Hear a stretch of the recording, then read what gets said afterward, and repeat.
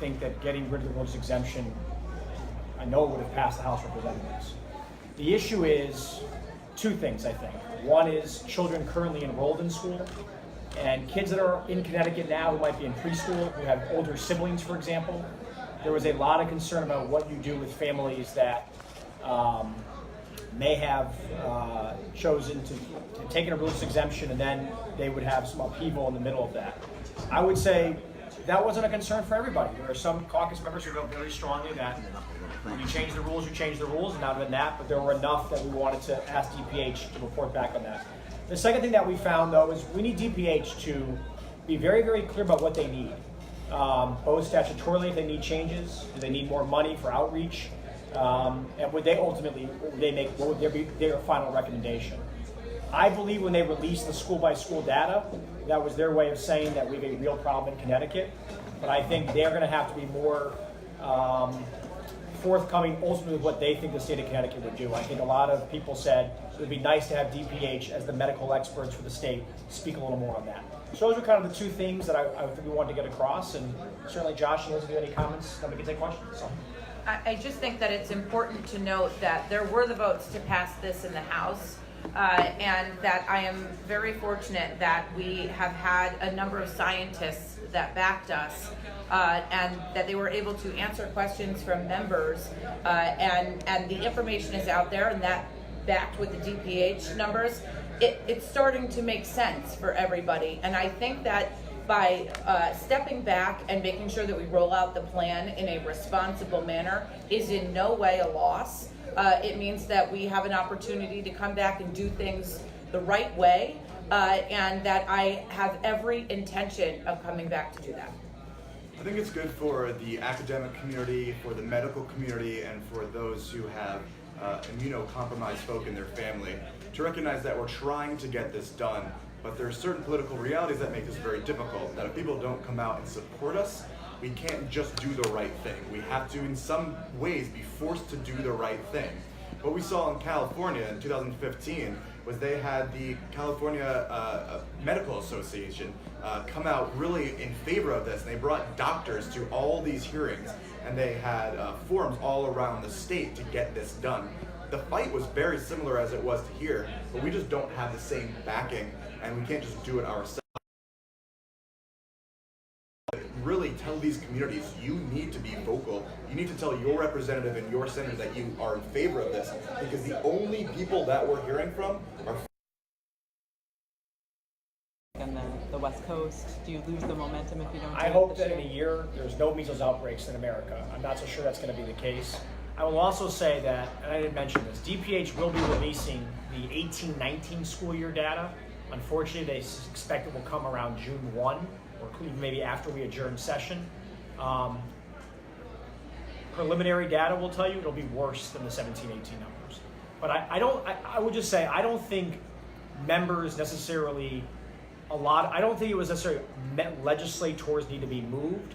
I think DPH just has to be very, very clear about what they want us to do with some of the questions that we asked about. You mentioned, but there were some that need some more information. I would agree with that. Yeah. You mentioned that this would have passed the House. Some of us are hearing that it would have had difficulty up the stairs in the Senate. So what? I want to be very clear about that. That's not. I was never told that information at all. Okay.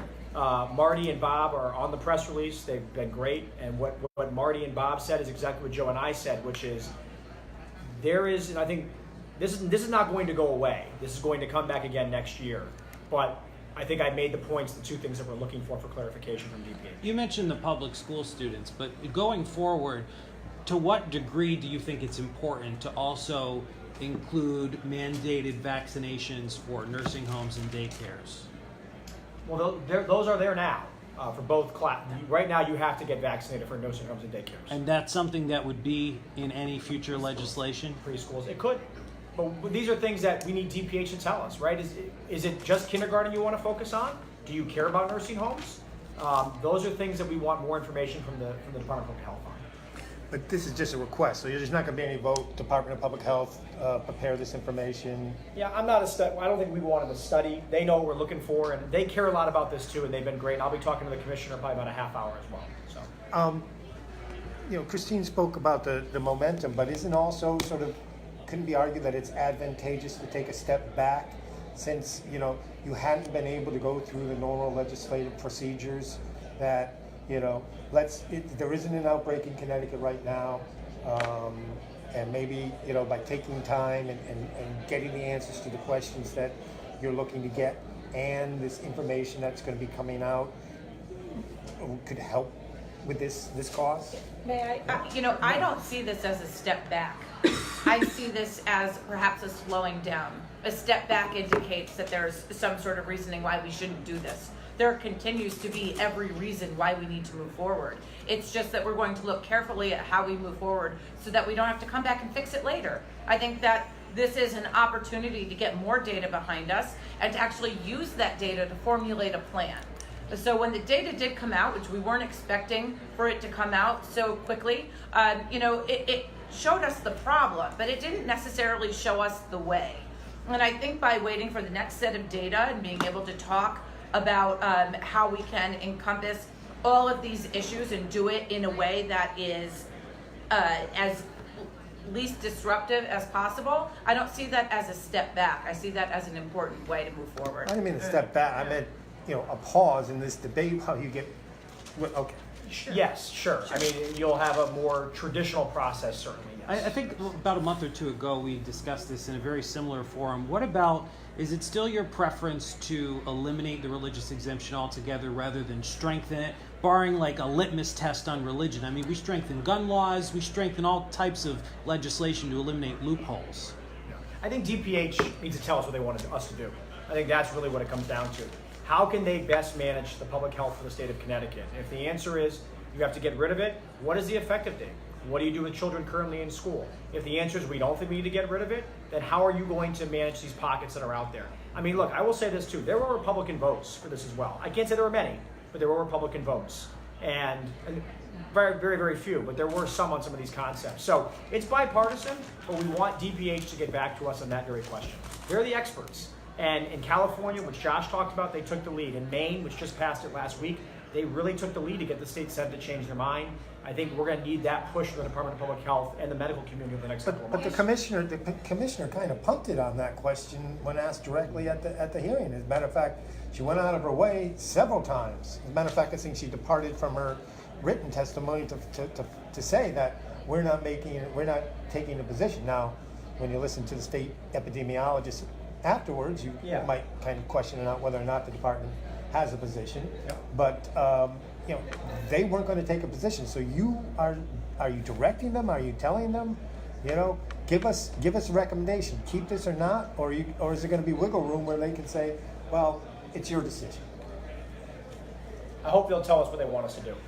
Would there be an issue with regard to one of the things you floated earlier, 2 months ago here, was the idea that if you had a religious exemption, you couldn't send your kids to school. Wouldn't you then have to give those parents, the opportunity to get some kind of rebate on their property taxes as a percentage? No. We don't ask senior citizens to not contribute to our schooling But through they're the not property forced to have their taxes. kids removed from school. Their kids aren't forced. They're not They forced. have to abide by the statutory framework that's set in place for every child to attend public school. But I would just counter with this. There were some kids who testified who are already enrolled in school. That was very emotional and compelling. Sure. Particularly post 7th grade, where the rates are much higher. I would be the first to say, a lot of people were struggling. What do you do with a 17-year-old kid who's a junior in high school? I get it. So these are really hard things. So I don't think the debate is so much about the problem. Everyone now identifies there's a problem in Connecticut.